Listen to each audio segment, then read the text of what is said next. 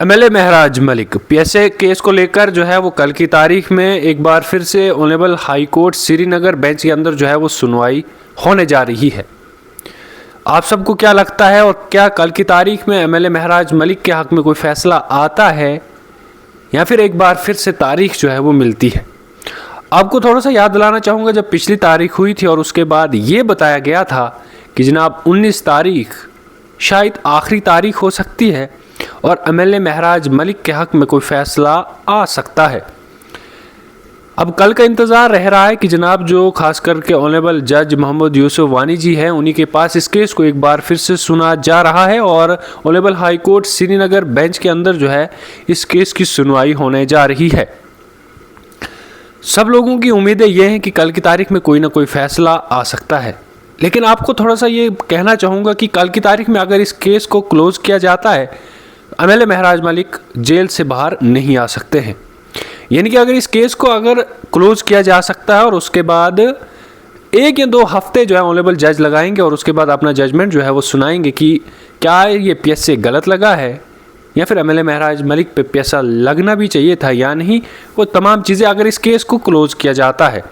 तो इससे आप जो है वो कहते हैं कि आप मान लीजिए कि कल की तारीख में एमएलए महराज मलिक बाहर नहीं आ सकते। हाँ, अगर इस केस को क्लोज़ किया जा सकता है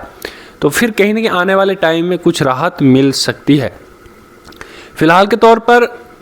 उनके वोटर्स सपोर्टर्स जो है तमाम दुआएं कर रहे हैं कि कल की तारीख जो है वो आखिरी तारीख हो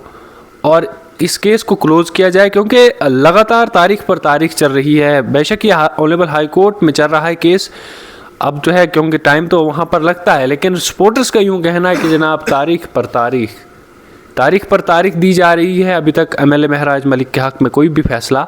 नहीं आया है। लगभग आने वाले कुछ दिनों के बाद लगभग 5 महीने एमएलए महराज मलिक को कठुआ जेल में हो जाएंगे,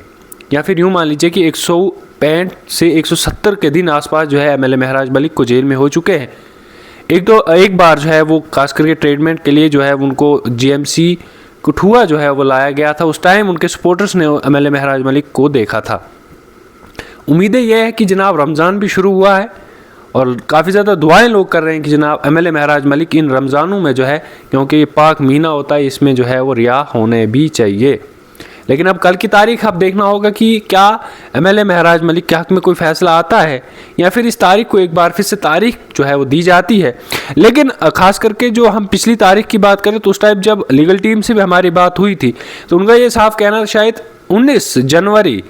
19 फरवरी 2026 यानी कि कल की तारीख जो है वो हो सकता है इस केस की आखिरी तारीख हो और इस केस को क्लोज़ किया जा सकता है और ऑनरेबल जज मोहम्मद यूसुफ वानी जी है जो आने वाले टाइम में कुछ जो है वो अपनी बात जो है वो यानी कि अपना जजमेंट जो है वो सुना सकते हैं।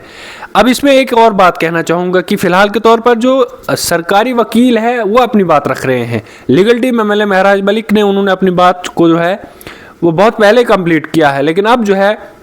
लीगल टीम ने तो बात कंप्लीट की है, लेकिन सरकारी जो वकील हैं वो अपनी बात रख रहे हैं कि एमएलए महराज मलिक के पे पीएसए क्यों लगा, क्या बुनियाद थी, लगना चाहिए था, तमाम चीज़ें जो है ऑनरेबल जज साहब के सामने जो है वो पेश कर रहे हैं। लेकिन लीगल टीम का ये कहना है कि एमएलए महराज मलिक के ऊपर जो पीएसए लगा है ये गलत लगा है और एक सीटिंग एमएलए पे पीएसए लगना ये कहाँ तक सही है।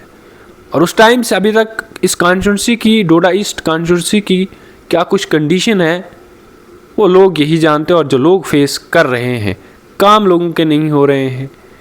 तमाम चीज़ों में जो है वो दर बदर जो है वो लोग हो चुके हैं, क्योंकि उनके एमएलए जो है वो जेल के अंदर है। असेंबली भी लगी क्योंकि अब रमज़ान के महीने में जो है वो बंद रहेगी, लेकिन लगभग 15 दिन असेंबली जो है बजट सेशन जो है वो रहा, एमएलए महराज मलिक